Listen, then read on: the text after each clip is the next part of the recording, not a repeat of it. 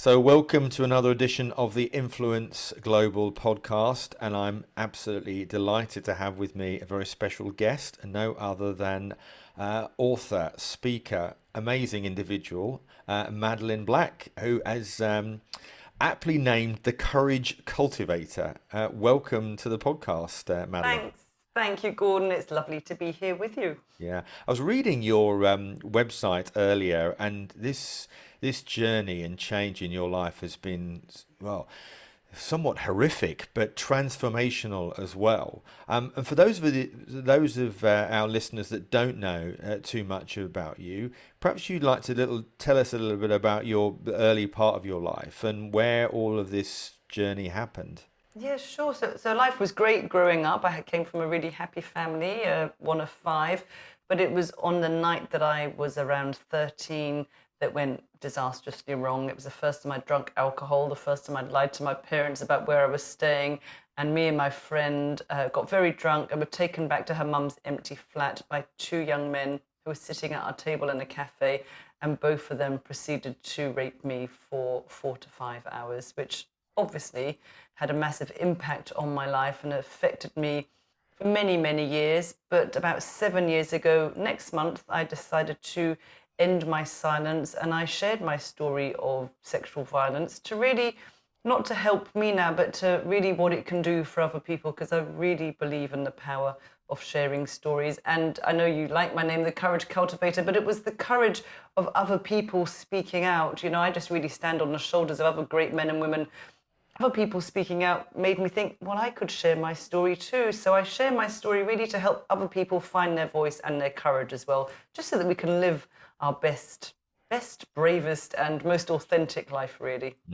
Well, there's two interesting things that you've mentioned there, which have an absolute bearing on the world of influencer marketing. One is storytelling, and one is authenticity. And when we tell, if you look at some of the content now on social media, people want to listen to those very personal stories because they resonate. I mean, I did one just recently about a park bench, which happened to be very special because my sister had bought that for her local village green and was effectively giving it back to the community and the pleasures she said that she got from people sitting on it, and I've written a story about that the other day, and lots of engagement. But just going back to your story, which is you must have taken a real difficult moment. You said 7 years ago when you decided to come. What was the point in which you decided to do that? What was the trigger? Yeah, I had taken part in like newspaper articles before, but I was always one of those women that were just a silhouette, and they always have their face to the window for some reason. I don't know. I was just always blanked out, and it was a shame, really, that kept me quiet. I was so concerned what other people would think, that somehow they would think this was a reflection of me. But I guess really I got tired of being ashamed for a crime that was committed against my body, which I know now. It took me a long time.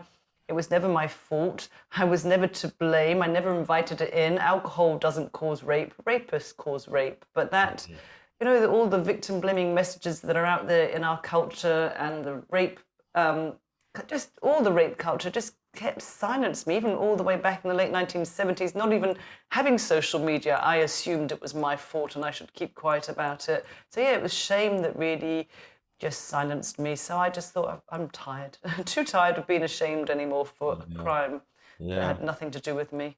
Well, I mean, one of the difficulties, particularly amongst younger women now on social media, is so many of the images and videos are of, dare I say, scantily dressed women that have been maybe photoshopped using filters. But of course, that can have quite a dramatic impact on others, can't it? That think, well, actually, oh well, I want to be an influencer because I want to look like that, rather than thinking about what is it that you're bringing to the party, what story, what impact are you Yeah. doing to change So people? we have to be careful with your language there. When you said scantily clad woman, clothes don't cause any attacks or rapes. It has nothing to do with our clothing because we know Of course.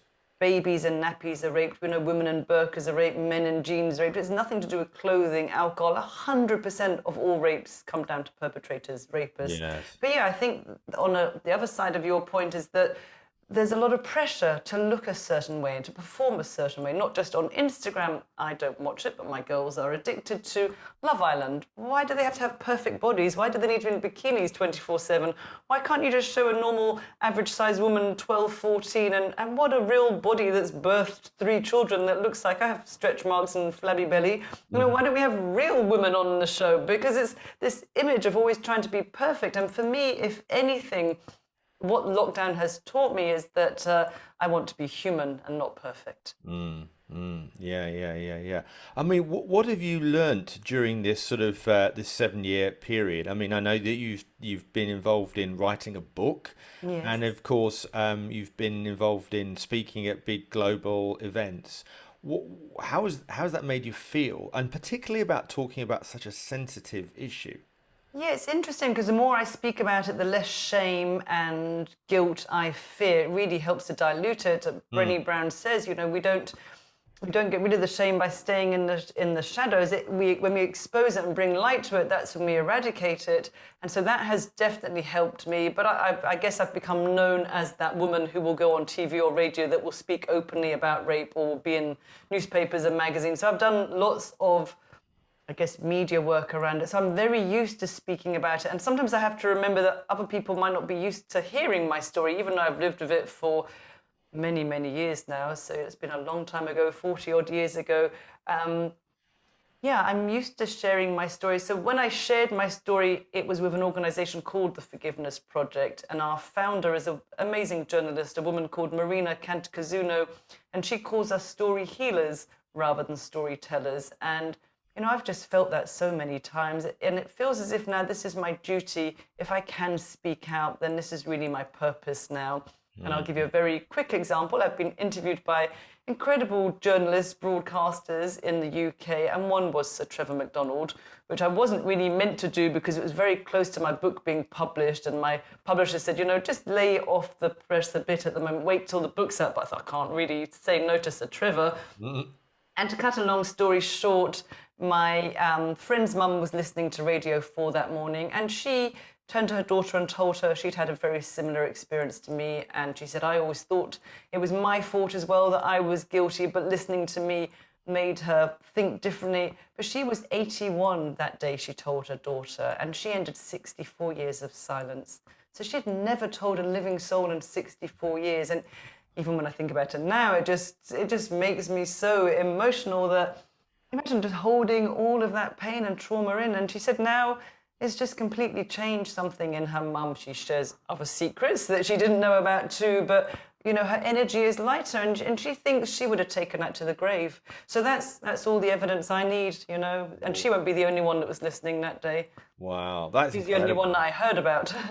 No, that is incredible because, and I can see, but just looking at you now, you're Yeah. you're you're getting a bit emotional about it because it does. It is a trigger, isn't it? And it's quite evocative. And a lot of people that have been suffering with this, they will have been inspired by your courage by coming out. Yeah.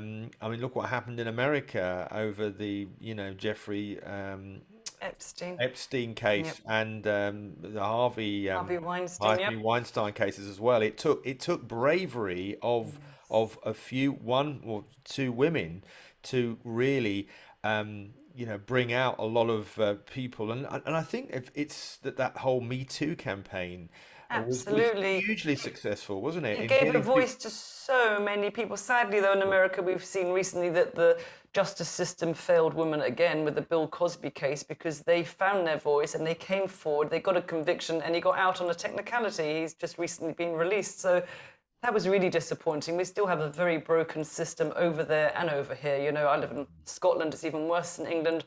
Of all cases that make it to court, it's about 4% will end in conviction, which is horrific. It is horrific. I Yeah. mean, I was going to say it's at about 5%, but 4%. My goodness, it is so bad, and the victims, of course, have got to go through the whole process Yeah. as well, and that's what's so awful. And when you've already got that in the headlines, then I would imagine in some instances women will think, well, why bother? Because I'm not going to get a Exactly. conviction. Why do I want to trawl through it? But that said, what you have done, I think, is really inspired lots of people around the world in what you've said. And, when we talk about influence, influence is about changing behavior. It's Yeah. about getting people to do something differently they otherwise wouldn't have done. And you've mentioned one or two people that have come out as a result of it. But what other things do you think you've been able to impart that have made a difference? Well, one I'm really, really proud of. The very first international gig that I got was to speak at a festival or a conference in the Maldives. Obviously, I couldn't turn that one down either. But I was sponsored by UNICEF, so it was something that was very close to my heart, working with children, as I obviously was a child as well. And they told me that when I left, I really started a little Me Too movement there, because women there, it looks like this beautiful paradise, all these gorgeous islands, but the main town, Malé, was just heavily populated. But most women, their husbands will have multiple partners. Most women there have experienced abuse of some form, whether that's domestic abuse or rape. There's no counselling services, there's no rape crisis, there's no women's aid. I would never advocate it, but somebody at the conference, a participant, stood up and said, if anybody has been abused, please stand with me. And I would say about 99% of the room, including the speakers, stood up with this woman. And it was just, even now, Wow. it brings hairs onto my arms. But they said, listening to me share their story, they created little circles afterwards where they all started to share their own stories. So they might not have the services, but there's strength in numbers, so they can support each other. And they were just amazing women, they were just really change makers, and they were fighting against the law and really trying to bring in equality and rights for women and children. So I just left there amazed by the strength of these women. We're fortunate here, we have the services. Sometimes there's waiting lists and sometimes we need to pay for them, but they are there. We can access something, but they were so limited, and they were so determined to make change. So that I'm quite proud of starting a little Me Too movement over in the Maldives. Well, you should be. That is quite phenomenal. I mean, because obviously the world of influencer marketing is very much online. How do you address the language of what you say and how you say it when you are talking about this issue? I don't really hold back, because I think, when I was writing my book, I went through a stage. My editor knew my story, and he said, and I had written something before I wrote my book, about 12 pages, which he had written, and I just put all the details down. And he said, "You are going to include that?" And I said, "No, no, I can't let people read everything that they did to me. I would be too embarrassed." And then I saw it was still that shame working on me. So I decided to work it. And then I thought, okay, he's right. If I don't put it in, I'm just making it easier for people to read, and I'm brushing it under the carpet a bit. And we should be disturbed. It is disturbing what takes place somewhere every day on our planet to women, children, and men. So I do say it as it was. I do tell people, listen, my story is one of pain and trauma, but it's also one of victory. I'm the victor in my life. I'm the survivor. And I want people to see that we can transform our pain into purpose, or we can heal from whatever happens to us as well. That actually, I don't have any superpowers. We're all so much stronger than we think we are. And sadly, you said, how do I speak to people? My story is a global phenomena. It's not Hmm. just something that happens in the UK. I've spoken South Africa, the Maldives. It happens all over the world. Rape, sexual violence is known by many, many women. My story is just a story of many people. Mm. I mean, are there other people that you have connected with as a result of this? And have governments got involved? Are there been other sort of communities that have wanted to connect with you to be their spokesperson for their group? Yeah, so I am a patron for Say Women, which is a Scottish organisation, and we support young women that would otherwise be homeless due to sexual abuse within their homes. So we have 8 flats. I very much just collect gifts from people at Christmas. I'm just the name. They do all the hard work. They run the frontline service, but I'm very proud to be involved with them. I'm also an ambassador from Freedom from Abuse, which has amazing people. One of them is Nafar Azil, the ex-chief prosecutor. He's one of the ambassadors as well. And I'm a patron for another organisation called Justices Now, which is also in England. And they train judges and lawyers to really stop a rape victim blaming, the rape culture within the court system. And you think, God, if that's within the judges and the lawyers, what chances do people have that when they attend their own trials? Because we can't be naive to think that the jurors don't come in with their own preconceived ideas. But if the judges and the lawyers come in with those preconceived ideas, what kind of trial will people get? So it's really important work. But again, I'm just the name. I don't do any of the work, but very proud to support them as well, because it is important. Of course it is. I just wondered whether or not you'd been involved in any sort of policy making and changes in some shape or form, which talks about how government should address this, because it's so significant, really. And I wondered if there were I mean, we talk about a conviction rate of 4%, which is clearly atrocious. Yeah. But I wondered whether or not there was lobbying to be done there to change the way that rape victims are interviewed, or indeed the process in some shape or form, given your own considerable experience. Yeah, well, I don't do any lobbying. I do have quite enough to do. But when I'm also a trained psychotherapist, and before that I worked for Women's Aid and Rape Crisis. And during my time at Rape Crisis, I was a volunteer. We went to Manchester to see the St Mary's Centre. It's quite a unique centre, and they can collect forensic evidence from a victim who might not be ready to go to court yet, but they can freeze them and keep them in the freezer, I think, for maybe 5-10 years. And they will, when they decide they're ready to face the court system, because as we know, it can be very re-traumatizing, re-triggering, then they can take their forensic evidence out of the freezer. And they have now opened one in Glasgow, which is what the intention was, to go to see how it was run. So that was the very, very start of that, I guess, investigation. But no, I've never taken part in any lobbying. But I know in Scotland, we're trying to end the not proven sentence, because unlike England, we have guilty, and not proven. And not proven kind of suggests, well, we know you're guilty, we just can't prove it, which is an awful way to come out of a trial when you know that you've been a victim, and the alleged perpetrator comes out with a not proven. It's an awful message to be going home with. I agree. I didn't realise that. That sounds awful, doesn't it? You either are guilty or not guilty. It's almost like it suggests also to the prosecution that they haven't done the job well enough, doesn't it? As well. There is an amazing woman, if you go onto Twitter, called Miss M. She doesn't give her real name, and she was given, her rapist was given a not proven verdict, a response. And so now she then had a civil case. She was one of the first civil cases, and he was found guilty in the civil case, because she now has life-changing damages to her body as a result of the rape. And she was awarded £80,000. It was never about the money, because then he quickly declared himself bankrupt, so she never saw a penny. But it was just the fact that she knew that he was guilty, and she just wanted to. It was the principle that this not proven just didn't. It was so unsatisfactory. But in her civil case, she won. So it was great that she's done that, and so she's really leading the campaign. So I know a lot of great lobbyists, and I will support them. But I don't feel that's where my energy needs to go right now. No, indeed. I was just going to ask you, sort of finally, what sort of does this have an impact, presumably, on relationships, on personal relationships, and being able to trust men?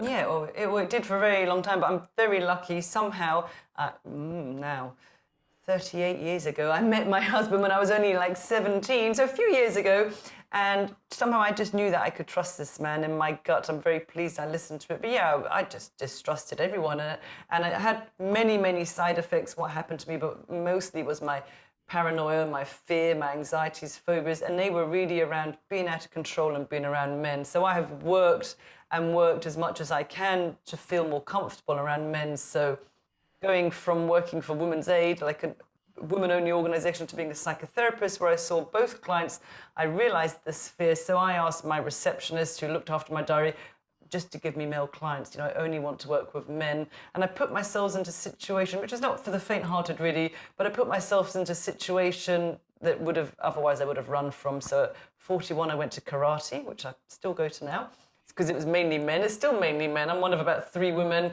All the things that I could never do, little things like in the dark if Stephen was away wheeling my wheelie bin through the garden, because that would terrify me. So I forced myself. It was like my own kind of exposure therapy. And then I really learned that fears aren't real, you know.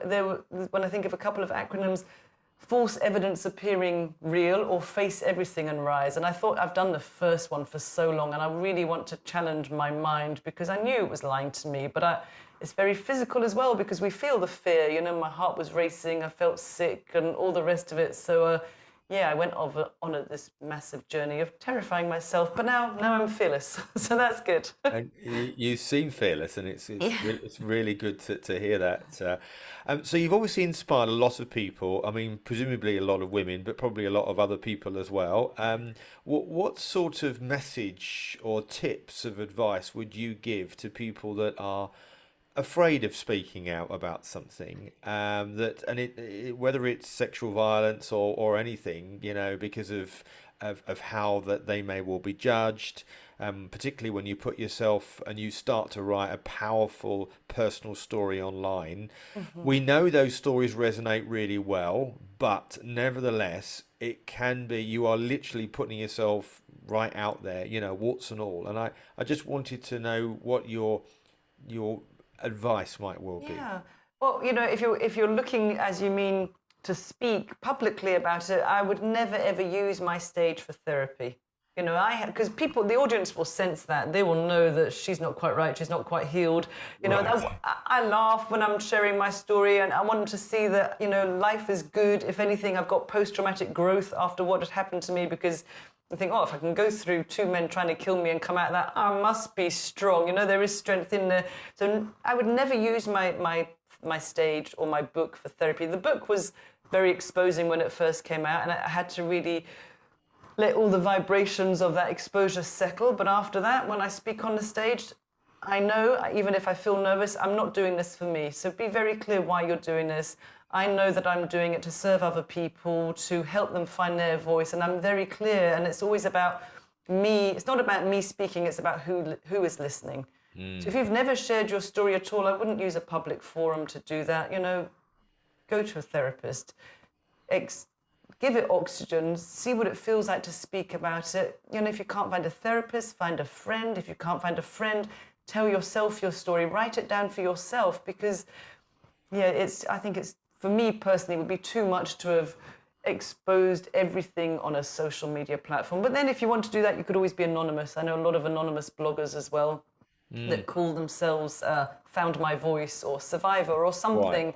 But yeah, everybody's going to be different. But for me, I had to be in a really, really good place before I could speak publicly. And that's been a process, you know.